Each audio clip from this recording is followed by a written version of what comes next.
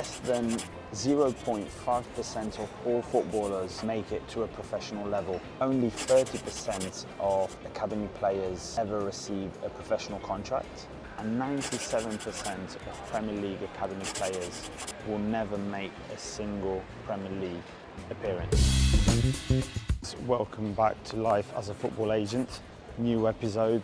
And I really wanted to start with these stats to show how difficult it is to become a pro footballer, because in this video I want to share the 7 common habits that keep academy players away from becoming professional players and making their debut in the top leagues. And I want to share these 7 habits with you guys while I'm going to see one of our pro footballers. Where I'm going?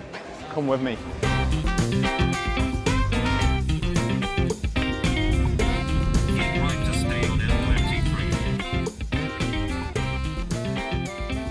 As always, I need your help to bring the most value on this channel. In this specific video, I want to bring more value to players and families. So once we get to the points, you can comment and expand on those points, bring more value. This is the aim of the channel, as you know.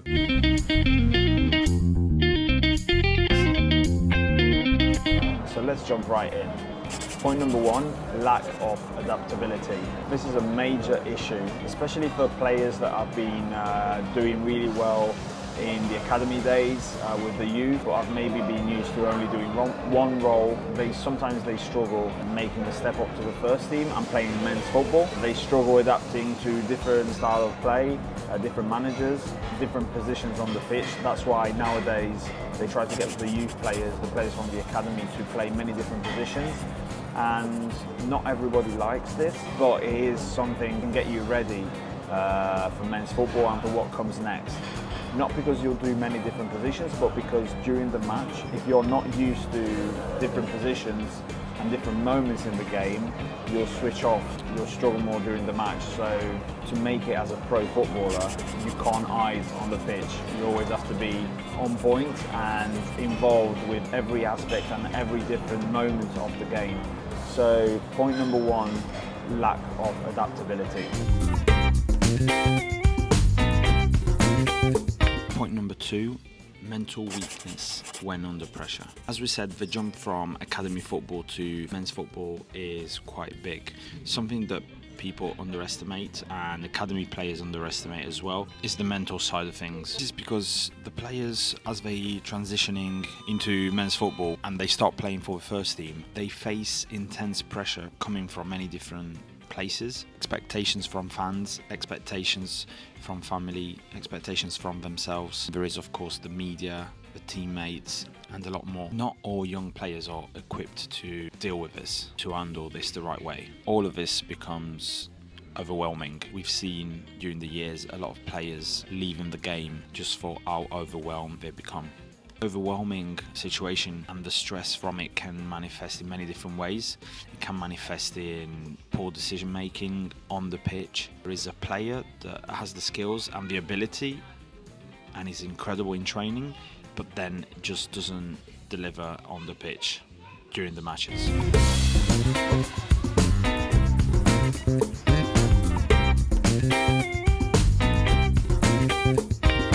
Point number 3, lack of professionalism. Now this is quite an obvious point, but it's important and I really had to put it in there. In terms of fitness, diet or discipline, then you will really struggle. Players who ignore these aspects, they often see their performances drop. Especially now, the reason why I wanted to put this point in this list, even if it's quite obvious, is because I don't think a lot of people is mentioning how much now the players work after training, how much recovery they do, how much they eat well. You're a top athlete now, and if you don't behave as so, you're just going to struggle to get to the top.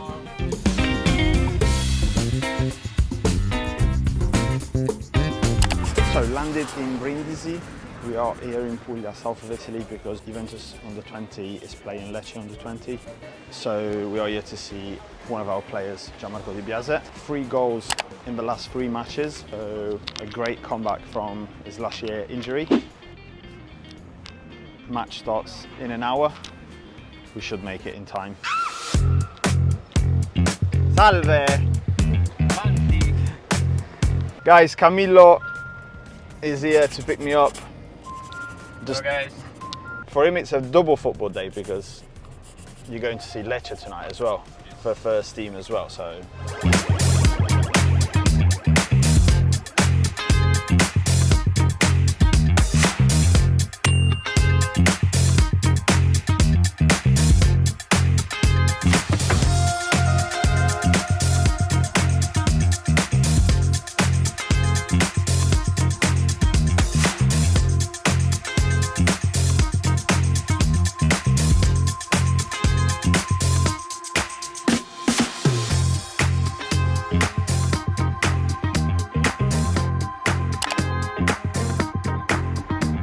We are now in Lecce, match finished, 3-3. Good game, very interesting game. A few good players, as always. We were there to stay with Gianmarco, watch Gianmarco's match.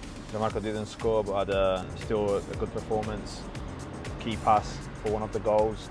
But we keep going. And now the more interesting bit, a nice lunch in Lecce. So point number 4 is relying too much on your talent. Talent will get you far with a youth team, but as soon as you start playing men's football, you need to work hard. We know that hard work beats talent when talent doesn't work hard. So this is another very, very important point, especially with the professional players now working, doing extra sessions, doing analysis sessions, doing extra training. You really need to work hard if you want to get to the pros, and this is one of the biggest points where the youth don't make it. So point number 4, relying too much on your talent. Point number 5, injury and mismanagement. Many young players do not manage injuries properly, which shortens their career or limits their potential. Without understanding how to maintain long-term health, many careers are impacted by point number 5.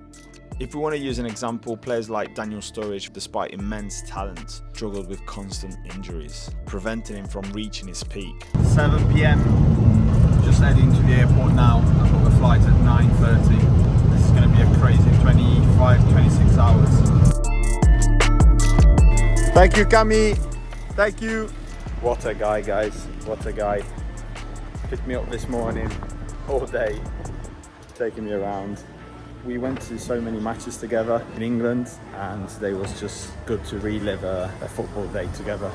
We call it Giorno del Football. So point number 6, lack of patience. Academy players are often on a rush to make it big, skipping vital development phases and steps. This impatience can unfortunately lead to rushing into a bad transfer, ignoring loan opportunities and a lot more. Or sometimes not thinking about the big picture. They're on the bench, they come on for 10 minutes, they're thinking about the 80 minutes they haven't played instead of the 10 minutes where they can impact the game. If we want to use an example, a player that I really like, Wilfried Zaha, Man United came really early for him, and maybe looking back it wasn't the right decision, it was too early. The difficult part of this job, and from the player perspective as well, is that sometimes you really don't know if it's too early or not. The difficult part is understanding it at the right moment. 1 hour delay on our flight, but getting on the plane now, hopefully.